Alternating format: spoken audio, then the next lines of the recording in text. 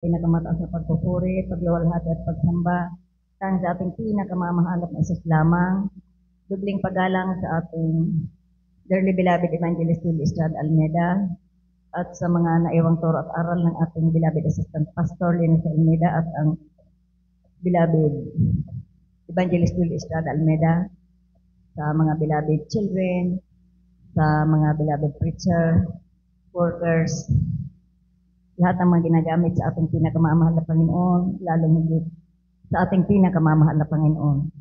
Praise the Lord, mga minamahal, talagang pinasalamatan ko pang ating mahal na Panginoon dahil po sa mga biyaya, pagpapala na aking natatanggap, mga minamahal, simula na po nang makilala ko siya, tawagin niya ako sa paglilingkod since 1990, mga minamahal. Nabaptize po ako is October 28, mga minamahal. October 28, 1990, mga minamahal. At simula noon, mga minamahal, talaga pong nariyan, mga minamahal, na sa kahabangan ng mahal na Panginoon, pinanghawakan niya po ako ng gusto dahil sabi nga po, hindi lahat rosas ang paglilingkod sa ating mahal na Panginoon. Marami din po akong pagsubok na pinagdaanan. Pero talaga pong ang mahal na Panginoon, mabuti, mga minamahal, sa lahat. Dahil talagang dumating po ako sa punto na talagang parang ayoko na, mga minamahal, dahil po sa tindi ng mga pagsubok na aking pinagdaanan. Pero nariyan lagi, mga minamahal, ang pag-comfort ng mahal na Panginoon.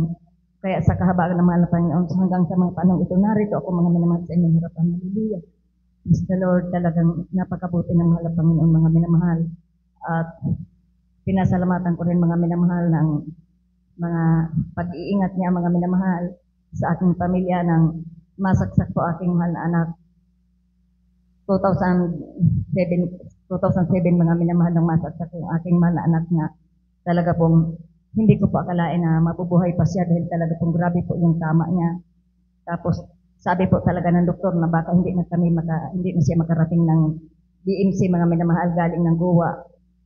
Pero hindi ko po yung pinakinggan, basta ang inisip ko, mga minamahal, totoo ang padala ng ating mahal na Panginoon. May man of God tayo na nilangisan ang ating mahal na Panginoon na siyang nananalangin sa bawat isa sa atin. Kaya ginawa ko, mga minamahal, talaga pong lumuhod po ako sa diyan po sa may ulo na ng aking mahal na anak sa dako pa po ng Goa bago pa po siya dinala sa dako ng Naga, mga minamahal. Talaga pong nanalangin po ako sa ating mahal na Panginoon. Hiningi ko po talaga na huwag niyang pahintulutan na mawala ng buhay ang aking mahal na anak. Totoo, mga minamahal, ang pangako ng ating mahal na Panginoon. Hindi niya tayo pababayaan, hindi niya tayo iiwan. Nakarating kami, mga minamahal, ng Naga na punong-puno ang emergency room, mga minamahal, ng grabing mga aksidente, mga minamahal. Lahat sugat dahil nabangga sa mga sasakyan, mga sinaksak, may mga tinaga. Pero napakabuti ang Diyos, mga minamahal. Yung anak ko, mga minamahal, unang naipasok sa operating room, mga minamahal. Kaya nakasurvive po talaga siya sa tulong at habag ng ating pinakamamahal na Panginoon. Kaya napakabuti ng ating pinakamamahal sa ating buhay. At hindi lang yung mga minamahal. Ito pong nakaraang linggo, mga minamahal, may nag-text po yung ating, nag-message po yung ating pamangkin na aking beloved husband na uuwi daw sila dito at sa bahay tutuloy, mga minamahal. Hindi ko pa alam na yung palang kanyang ina ay mayroong karamdaman, mga minamahal, ibabiyahe pa niya papunta dito. Kaya nung magpapunta po sila, sa Goa lang po sila na bumaba, mga minamahal, dahil nilalagnat yung kanyang ina. Hindi na po sana tutuloy dito sa bahay, pero sabi ko dito ang gusto niya, dito mo dalhin. Alam niyo, mga minamahal, pagkatapos niyan, mga minamahal, na tumira po sa amin ng 3 araw lang po, nagpahinga ng 3 araw, nag-stilan dyan. Ngayon, mga minamahal, pag alis niya, mga minamahal, ako na rin ang may karamdaman, mga minamahal. Nandiyan pa sila, may karamdaman na ako, mga minamahal, na pag-ubo at lagnat, mga minamahal, masakit na po yung buong katawan ko, mga minamahal. Hanggang sa umalis na po sila, naiwan po ako na may karamdaman. Ako po talaga, bago pa sila dumating, na ano ko na po, na sabi ko, mag-anniversary na tayo. Sabi ko, gusto kong mag-alay ng pag-ayuno para sa, siyempre po, marami tayong pinagkagastusan. yung mga kapatiran natin ay nahirapan din po sa paghanap ng maibibigay. Gusto mo man magbigay, kung wala kang maibigay, wala naman talaga tayo magagawa. Sabi ko, magfasting ako para hingin sa ating mahal na Panginoon na sana pagpalain niya lahat ng mga kapatiran para makatulong po sa ating banal na gawain at lalong-lalo na po sa darating na inaugurasyon ng bahay-sambahan at anniversary. Tapos nagkaroon pa po ako ng karamdaman, mga minamahal. Pero okay lang po dahil humingi po ako nalangin po ako na humingi ng tulong sa malapay. Bigyan niya akong kalakasan kasi nga po gusto ko pong mag-fasting, mga minamahal. At ipinagkaloob naman po yun ng ating mahal na Panginoon na habagan ng malapay na kapag alay pa ako ng pag-ayuno, mga minamahal. Binigyan niya ako ng kalakasan. Pinasalamatan ko po yun sa ating mahal na Panginoon. Napakabuti ng ating mahal na Panginoon, mga minamahal. Yung mga kahilingan natin na ipinagkakaloob ni Ginagranda. Pinapakinggan niya, mga minamahal, sa paunang panlabi-labid pastor. Sino tayo, mga minamahal? Hallelujah, praise the Lord. Sa araw-araw, hindi natin alam na sa bawat araw nagkukulang tayo, nagkakasala sa ating dalapan.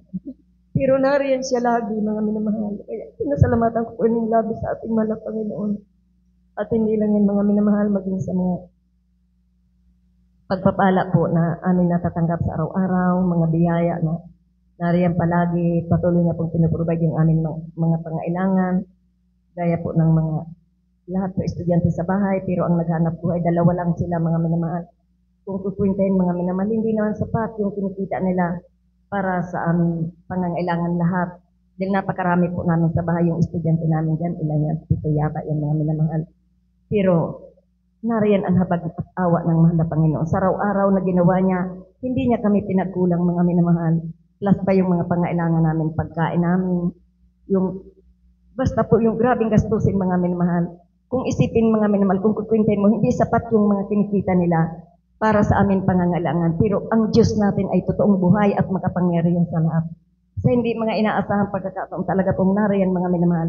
Patuloy niya pong ipinuprovide aming pangailangan sa araw-araw. Labis ko po yung pinasalamatan sa ating mahal na Panginoon na talaga pong marami kami, mga minamahal, pero dalawa lang ang naghanap buhay. Yung iba, wala pong mga hanap buhay. Kaya napakabuti ng Diyos, talagang totoo ang pangako niya na pag maglingkod ka sa Kanya, lahat ng pangangailangan mo, ipagkakaloob niya.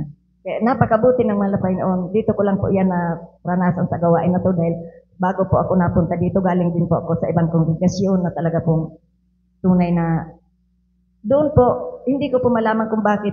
Doon pa po talaga, nararamdaman ko na po ang kanyang banal na presensya. Hindi ko po alam na banal na presensya yun kasi sa tuwing mag-aawit din po kami, umiiyak po talaga. Hindi ko alam kung bakit umiiyak ako na yung pong puso ko parang pinipiga na tutulo talaga yung mga luha ko. Pero hindi ko po alam na banal na presensya yun ang mahal na Panginoon. Dahil wala pong sinasabing ganon sa amin. Dito lang po yan, dito ko lang po nalaman yan sa gawain na to. Dahil dito po, talagang ipinapaliwanag lahat-lahat, mga minamahal, na ang pagluha pala natin ay dahil sa presensya ng ating pinakamamahal na Panginoon. Kaya napakabuti ng Diyos, mga minamahal. Marami po akong natutunan dito, mga minamahal. Gaya po ng pagsunod sa kanyang kalooban. Talaga pong itinuro lahat sa atin ng ating sa akin ng ating mga ngaral sa pamamagitan ng mga ngaral, mga minamahal. Talaga pong napakabuti ng Diyos dahil pinopurify po talaga tayo dito sa gawain na to. Kaya ang lahat ng kapurihan at ang kapasalamatan tanging sa ating pinakamamahal na Panginoon lamang.